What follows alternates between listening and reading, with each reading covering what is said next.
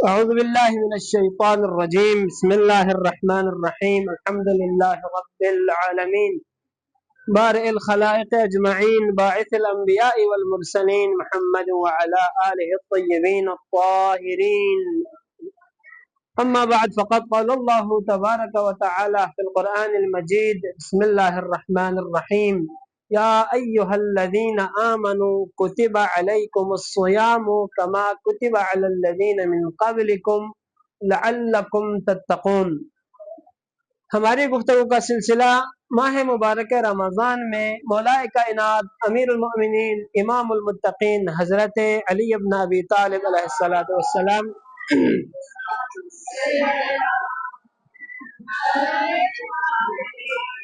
امیر المؤمنین نے اپنے عظیم جلیل القدر متقی پرہیزگار اور عبادت گزار صحابی جناب حمام کے لیے متقین کی جو صفات خصوصیات بیان کی تھی، اور مولا امیر المؤمنین حضرت علی بن ابی طالب علیہ السلام نے اسی خطبے میں نہج البلاغہ کے اسی خطبے میں متقین کے 110 صفات اور خصوصیات بیان کی ہیں۔ شیعہ نے امیر المؤمنین حضرت علی بن ابی طالب علیہ السلام کے لیے یہ اہم ترین فضائل کو اپنے اندر پیدا کرنا انسان مومن کی اہم ترین ذمہ داری ہے، کیونکہ شیعہ کون ہوتا ہے؟ من شایع علیًا، شیعہ کہا اسے جاتا ہے جو امیر المؤمنین کی مشایعت کرے، امیر المؤمنین کی پیروی کرے۔ ایک شخص نے مولا امام حسن مجتبی علیہ السلام کے محضر میں آئے،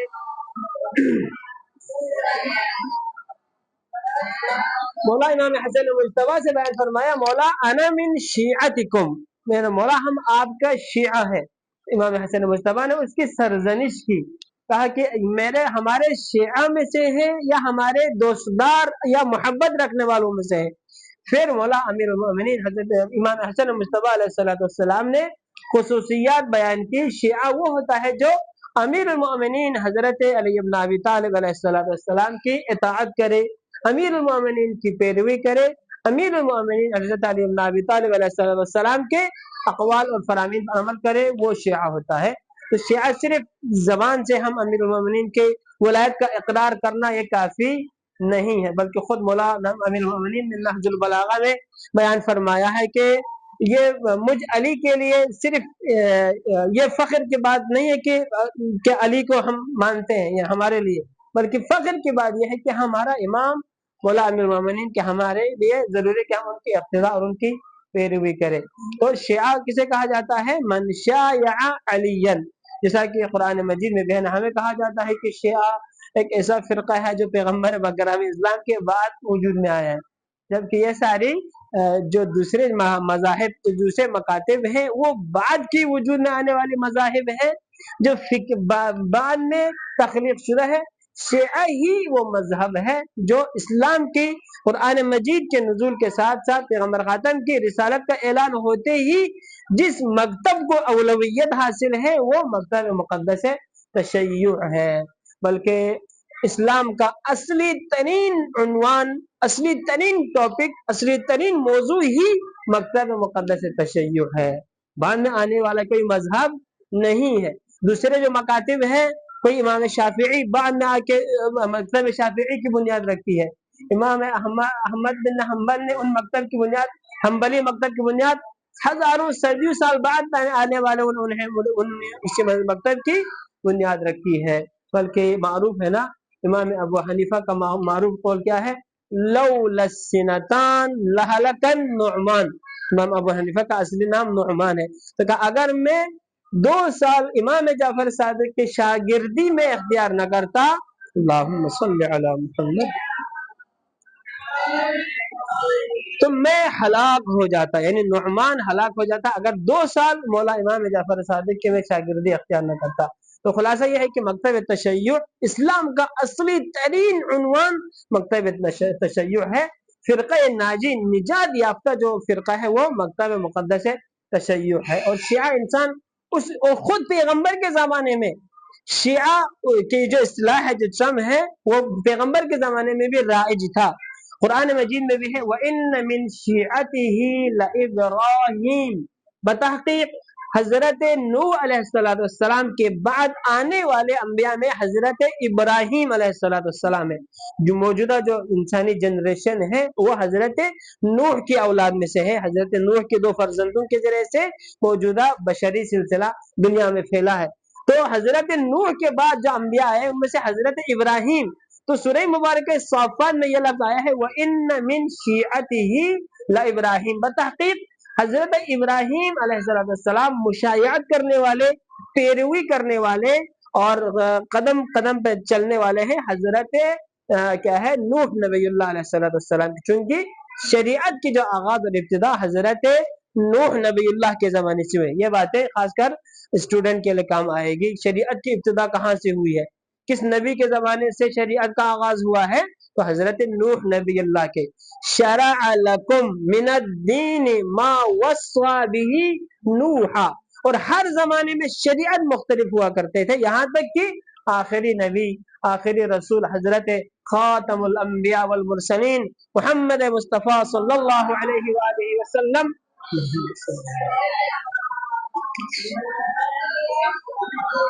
پروردگار عالم نے تمام انبیاء کے نبوت کا سلسلہ جس وجود کے اوپر، جس ہستی کے اوپر ختم کیا وہ خاتم الانبیاء محمد مصطفیٰ صلی اللہ علیہ وآلہ وسلم ہے، اور پیغمبر گرامی اسلام کے لیے جو دین، جو اسلام خداوند متعال نے دی ہے وہ سب سے پسندیدہ، سابقہ تمام ادیان کے اوپر فوقیت رکھنے والے، سابقہ تمام ملتوں کے اوپر، سابقہ تمام آئینوں کے اوپر فوقیت برتری رکھنے والی مذہب اسلام ہے۔ قرآن مجید کی آیت الہیہ ہے ان الدین بلتی سے ذرا انشاءاللہ ان سلوات کا سلم محمد عالم محمد انشاءاللہ دونوں کے لیے، جو بلتی والوں کے لیے بلتی زبان میں تھوڑا پیغام دیں گے، رمضان کی فضیلت بیان کریں گے، اردو والوں کے لیے اردو زبان میں۔ ابھی ہم چونکہ ہمارا جو ٹاپک ہے اس کی طرف آ رہے ہیں، چونکہ یہ ہم سوال ہوتے ہیں نا ہمارے بچوں کے لیے پوچھا جاتا ہے کہ شیعہ مذہب بعد میں آنے والی مذہب ہے۔ بھائی شیعہ مذہب بعد میں آنے والی کوئی مذہب نہیں ہے، بلکہ اسلام کا اصلی ٹاپک ہی مکتب مقدس تشیع ہے۔ بعد میں جتنے بھی مذاہب آئے ہیں وہ لوگوں کی تخلیق کردہ ہے، بلکہ میں علمی نقطہ بیان کروں، اس کو لکھ لیں۔ دنیا میں تمام فرق میں سے، تمام مذاہب میں سے، چونکہ میرا جو تعلق ہے نا اسٹوڈنٹ کو وہاں بھی میں پڑھاتا ہوں الحمدللہ، تو میرا ریسرچ تحقیق ہی ادیان کے اوپر ہوتی ہے، اور قرآن مجید کی آیات کی تفسیر اور قرآن کی تشریح علوم قرآن پہ، تو یہ ساری باتیں اس لیے آج ان کے لیے کام آئیں گے، خاص کر اسٹوڈنٹ کے لیے۔ جب کسی سے کوئی مباحثہ ہو، کوئی ٹاپک پر ڈسکس ہو، تو وہ کہتے ہیں کہ یار مکتب تشریح بعد میں آنے والی، بلکہ مسلمانوں کا علم یہ ہے نا، ہمیں تو مسلمان بھی نہیں سمجھتے، ہمیں تو کیا سمجھتے ہیں یعنی کافر سمجھتے ہیں، یعنی یہ ہمارا پاکستان میں ہمارا المیہ ہی ہے۔ تو مکتب تشیع اسلام کا اصلی ترین عنوان ہی مکتب مقدس تشیع ہے۔ اللہ سبحانہ وتعالیٰ نے سابقہ تمام انبیاء کے دین کو پروردگار عالم نے ان تمام دینوں پر فوقیت دی ہے، برتری دی ہے، کس کو؟ دین مقدس اسلام کو۔ ان الدین عند اللہ اسلام، اللہ کے نزدیک تمام دینوں میں سے، تمام ادیان میں سے پسندیدہ ترین دین دین مقدس اسلام ہے۔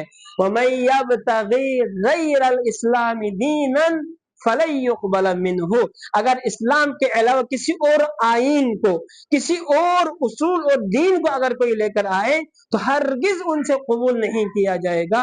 فَهُوَ فِي الْآخِرَةِ مِنَ الْخَاسِرِينَ، اسلام کے علاوہ کسی اور مذہب کے اوپر عمل پیرا ہونے والے قیامت کے دن خسارہ اٹھانے والوں میں سے ہوگا۔ تو اسلام کا اصلی ترین عنوان ہی مکتب مقدس تشیع ہے، اور امیر المومنین حضرت علی بن ابی طالب علیہ السلام متقین کا امام ہے، تقوی پرہیزگاری اختیار کرنے والوں کا سید و سردار، آقا و مولا، مولا کائنات امیر المومنین حضرت علی بن ابی طالب علیہ السلام ہے۔ اسی بنا پر حمام نے جب مولا سے متقین کی صفات بیان کی تو مولا نے کچھ صفات بیان کر لینے کے بعد حمام نے کہا مولا مجھے تفصیل سے متقین کی صفات بیان کرے۔ مولا نے متقین کی صفات کو بیان کرتے ہوئے بیان فرمایا کہ متقین کی سب سے پہلی خصوصیت کیا ہے؟ تقوی الہی اختیار کرنا ہے۔ اور کل آپ کے سامنے بیان کیا تقوی انسان کی اجتماعی، انفرادی، معاشرتی، فردی اور تمام زندگی میں انتہائی اہم ترین اصول زندگی تقوی الہی اختیار کرنا ہے۔ خوف و خشیت الہی کے ساتھ زندگی بسر کرنے کو تقوی الہی کہا جاتا ہے۔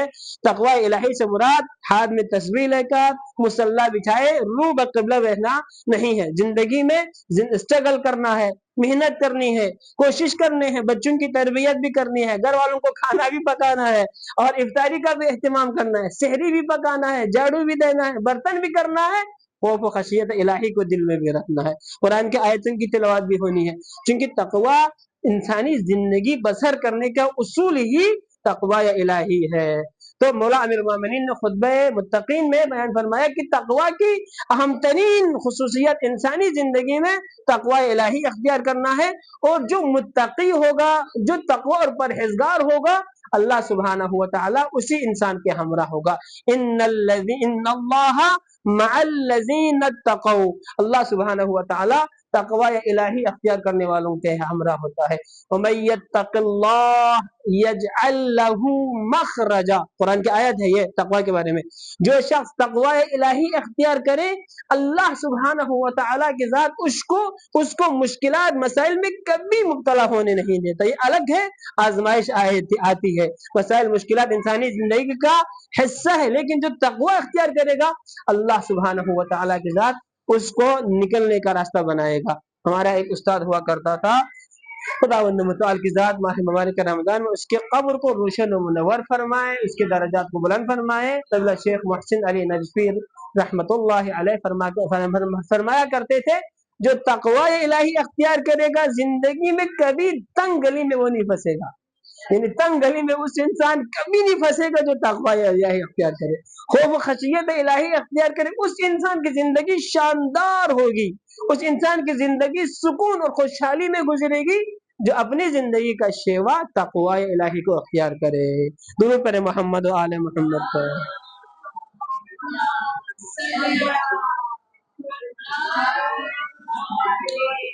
پھر بولا امیر المومنین نے خطبہ متقین میں، جب حمام نے نا، چونکہ حمام نے کہا مولا مجھے اور کچھ اور نصیحت کریں، تو مولا نے کیا فرمایا تھا؟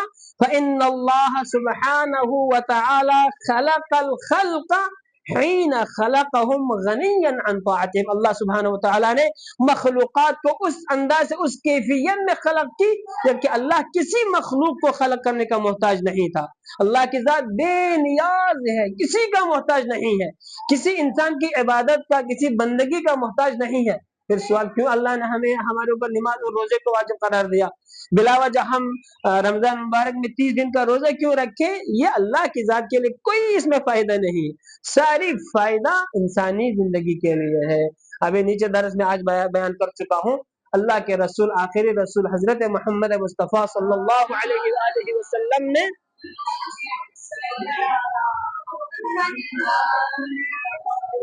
بیان فرمایا کہ اللہ سبحانہ و تعالی نے ماہ مبارک رمضان کے اس مقدس بابرکت مہینے کی وجہ سے میری امت کو 7 ایسی خصوصیتیں دی ہیں جو میری امت سے قبل کسی قوم کو، کسی امت کو نہیں دی۔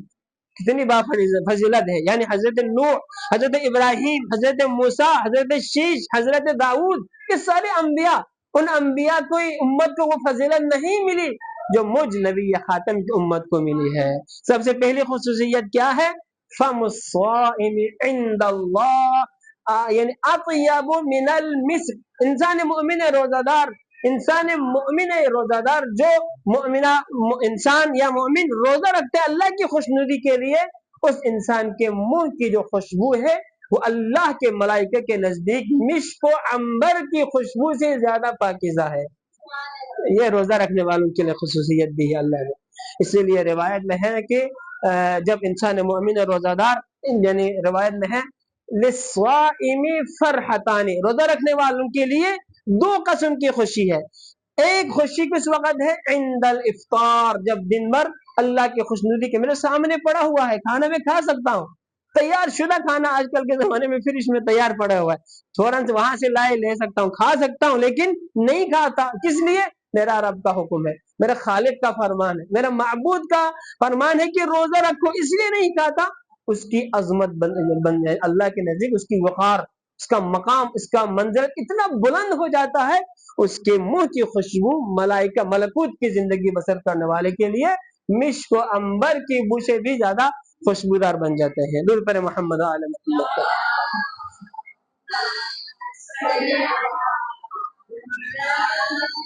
اسی لیے یہ مقدس مہینہ، اس مقدس مہینے میں اپنی قدر کو جانے، اپنی منزلت کو جانے۔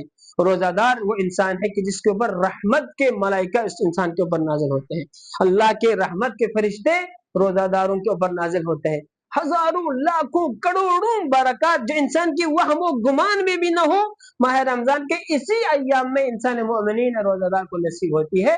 یہ مقدس مہینہ ماہ مبارک رمضان کا ہے۔ مولا امیر المومنین نے بیان فرمایا اللہ کے ذات نے مخلوقات کو خلق کی جبکہ اللہ کسی کی نماز اور روزے کا محتاج نہیں تھا، بلکہ نماز اور روزہ خود انسان کے لیے ہے، چونکہ انسان عموماً انشاءاللہ اللہ نے زندگی دی تو وہ بھی بیان کریں گے کہ ہمیں عموماً ہماری خامی یہ ہوتی ہے، ہمیں بتایا جاتا ہے دنیا کی زندگی زیادہ سے زیادہ دنیا میں 100 سال زندہ رہیں گے، پھر آپ نے ختم ہونا ہے، آپ نے نابود ہونا ہے، آپ نے مٹی بن جانا ہے، آپ نے راکھ بن جانا ہے، یہ ہمیں کہتے ہیں نا، جبکہ یہ بات درست نہیں ہے۔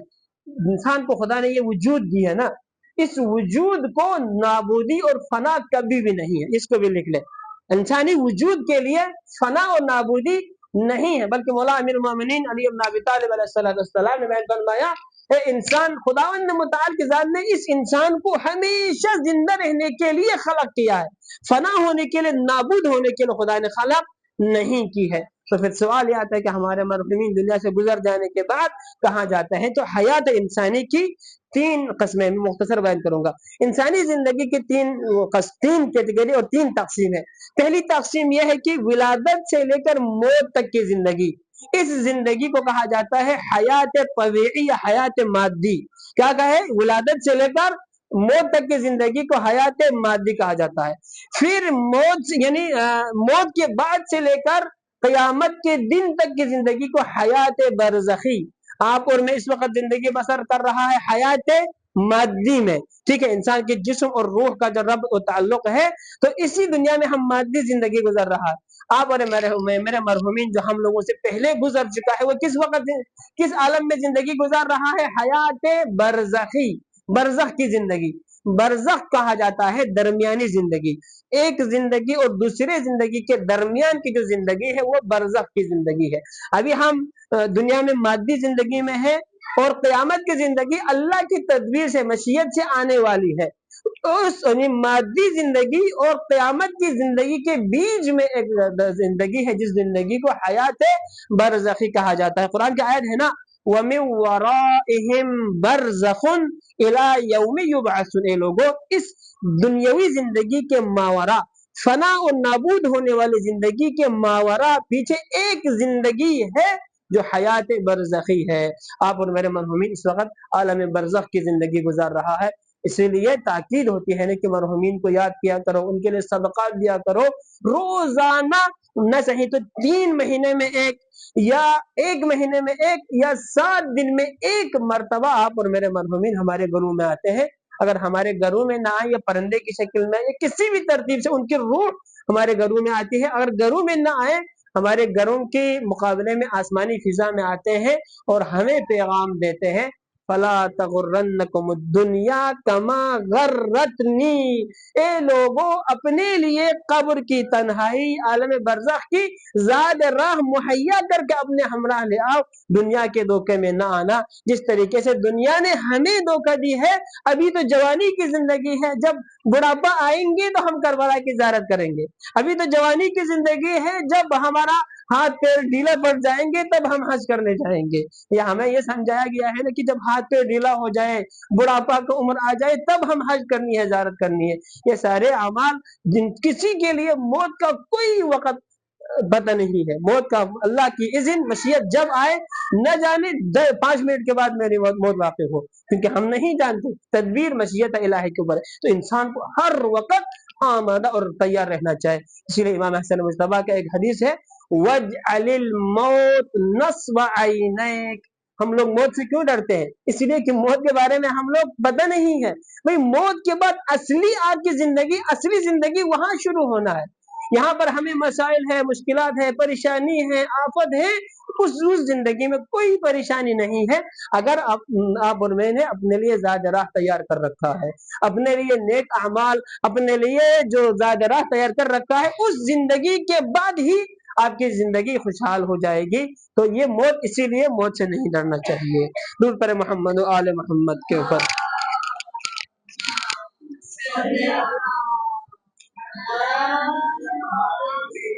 اس خطبے میں مولا امیر المومنین علی بن ابی طالب علیہ السلام نے بیان فرمایا اللہ کی ذات نے انسانوں کو خلق کیا جبکہ اللہ کسی کا کوئی محتاج نہیں تھا، آمنا من معصیتہم، اور اللہ سبحانہ و تعالی نے اسی انسانوں کو یعنی خلق کیا جبکہ کوئی معصیت کرے، کوئی گناہ کرے تو اللہ کی ذات کا کوئی نقصان نہیں ہے۔ خود انسان ہے جو معصیت کر، خطا کر، اسی انسان کے لیے نقصان ہے۔ تو اللہ سبحانہ و تعالیٰ کی ذات کے لیے ذرہ برابر نہ کسی کا نیک عمل اللہ کو فائدہ دیتا ہے، نہ کسی کی برائی اللہ کو ذرہ برابر کوئی نقصان نہیں دے سکتا۔ یہ سارے کیا کر رہا ہے مولا؟ ہمیں تربیت دے رہا ہے۔ ہم یعنی گویا یوں سمجھ لیں کہ آج آپ کو مولا کائنات امیر المومنین خطبہ بیان کر رہے ہیں، صرف ہم ایک وقت فقط وسیلہ ہے، ذریعہ، یوں سمجھ لیں آپ کو ترجمہ کر کے سنا رہا ہے۔ یہ عربی زبان میں کوئی خطبہ ہو رہا ہو اور آپ کو اس کا ترجمہ سمجھا رہا ہو تو امیر المومنین نے بیان فرمایا اللہ کی ذات نہ کسی کی عبادت کا محتاج ہے، نہ کسی کی معصیت اور نافرمانی اللہ کی ذات کے لیے کوئی ضرر رساں ہے۔ ولا تنفعه طاعة من اطاع، جو اللہ کی اطاعت کرے، مثال روزہ رکھے تو ذرہ برابر اللہ کی ذات کو اس کا کوئی فائدہ نہیں، بلکہ خود انسان کے لیے یہ روزہ فائدے کا سبب ہے۔ فقسم بینہم معائشہم، اللہ سبحانہ و تعالی نے اسی انسانوں کے مابین ان کی رزق اور روزی کو لوگوں کے درمیان تقسیم کیا۔ ووضعہم من الدنیا مواضعہم، دنیا میں ہر ایک کو اس کا مناسب مقام خداوند متعال نے عطا کی ہے۔ فالمتقون، متقی کون ہے؟ فیہا، اس دنیا میں، ہم اہل الفضائل، جو پرہیزگار ہیں وہی صاحبان فضیلت، وہی صاحبان کرم، وہی صاحبان شرف دنیا میں وہی ہے جو تقوی الہی اختیار کرتے ہیں۔ منطقہم الصواب، ان کی گفتگو جچی تلی صدق اور سچائی پر مشتمل ہوتی ہے۔ وَمَشْيُهُمُ التَّوَاضُعُ، اور دنیا میں جب وہ لوگ چلتے ہیں تو کس طریقے سے چلتے ہیں؟ تواضع، فروتنی اور انکساری کے ساتھ چلتا ہے۔ یہاں تک کل ہم نے خطبہ متقین میں یہ تین خصوصیات آپ کے سامنے بیان کی تھی۔ وَمَلْبَسُهُمُ یہ ہو گیا۔ غَضُّوا أَبْصَارَهُمْ عَمَّا حَرَّمَ اللَّهُ عَلَيْهِمْ، یعنی یہ چوتھی خصوصیت مولا بتا رہے ہیں۔ متقین کی چوتھی خصوصیت یہ ہے کہ غَضُّوا أَبْصَارَهُمْ عَمَّا حَرَّمَ اللَّهُ عَلَيْهِمْ، متقی وہ ہوتا ہے کہ جنہوں نے اپنی آنکھوں کو بچائے رکھا ہے ہر اس چیز سے جس کی طرف نگاہ کرنے سے اللہ سبحانہ و تعالیٰ کی ذات نے منع کر رکھا ہے۔ جس چیز کی طرف نظر کرنا، دیکھنا حرام ہے، ان کی طرف نظر کرنے سے اللہ سبحانہ و تعالیٰ نے منع کر رکھا ہے۔ تو متقین ان کی طرف نظر رکھنے سے اپنے نظروں کو بچائے رکھتے ہیں۔ وَوَقَفُوا أَسْمَاعَهُمْ عَلَى الْعِلْمِ النَّافِعِ لَهُمْ، اور وہ لوگ اسی علم کو حاصل کرتے ہیں جو ان کے لیے نفع بخش ہے۔ آج کے گفتگو میں ان دو چیزوں کے اوپر ہم توجہ دیں گے۔ پہلی بات یہ ہے کہ ہر اس چیز سے کہ جس کی طرف نگاہ کرنا، دیکھنا اللہ سبحانہ و تعالیٰ کی ذات نے منع کر رکھا ہے، تو متقین ان چیزوں کی طرف نگاہ نہیں کرتے، دیکھتا نہیں ہے۔ ہمارے ہاں بتایا جاتا ہے، صرف یہ بتایا جاتا ہے کہ بھئی نامحرم کی طرف نگاہ نہ کرو۔ بچوں کے اوپر جوانوں کو تاکید ہوتی ہے نامحرم کی طرف دیکھنا حرام ہے۔ بھئی نامحرم چاہے مرد ہو چاہے عورت ہو، دونوں کے لیے ایک دوسرے کی طرف نگاہ کرنا حرام ہے، بلکہ عورتوں کے لیے تو ہونا یہ چاہیے۔ جب ابن مکتوم، چونکہ آپ کو میں نے شروع کے دن سے پریکٹیکل نمونہ بتایا ہے کہ حضرت زہرا کا کردار ہمارے لیے، جب ابن مکتوم ایک نابینا صحابی تھا، جب اس نے پیغمبر خاتم صلی اللہ علیہ وآلہ وسلم کے گھر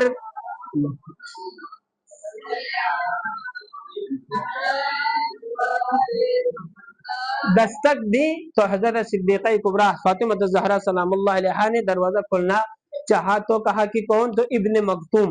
تو پیغمبر خاتم صلی اللہ علیہ وآلہ وسلم کو معلوم ہو گئے، پھر جب ابن مکتوم گھر کے اندر آنا چاہا تو جناب صدیقہ نے بیان فرمایا کہ بابا آپ تھوڑا دیر توقف کریں کہ ابن مکتوم یعنی پردہ کرنے کا اہتمام کیا تو پیغمبر خاتم نے فرمایا یہ نابینا ہے. تو جناب صدیقہ نے بیان فرمایا کہ وہ نابینا ہے، میں تو نظر رکھ سکتا ہوں، میں دیکھ سکتا ہوں. یعنی اسی لیے اس وقت یہ حدیث جو معروف ہے نا کہ مرد کے لیے سب سے، مرد اور عورت دونوں کے لیے سب سے افضل اور برتر یہ ہے کہ وہ کسی غیر محرم کی طرف نگاہ نہ اٹھا کر دیکھے. یہ مردوں کے لیے بھی ہے، یہ عورتوں کے. اسی بنا پر روایت میں ہے نا، حدیث میں ہے النظر سہم مسموم من سہام ابلیس، نظر کرنا، نامحرم کی طرف نظر اٹھا کر دیکھنا ابلیس کا زہر آلود ایک تیر ہوا کرتا ہے. ابلیس کا زہر آلود تیر کیا ہے؟ کسی نامحرم کی طرف نظر کرنا، دیکھنا ہے. پہلی نظر تو ابھی ہم یہ وہ کرتے ہیں کہ بھئی پہلی نظر اچانک نظر پڑ جائے یا دیکھنا کیا ہے، یہ ایک الگ بات ہے. لیکن شریعت کے میزان کے مطابق نامحرم کی طرف دیکھنا ایک زہر آلود، زہر میں بجھی ہوئی تلوار کی مانند ہے.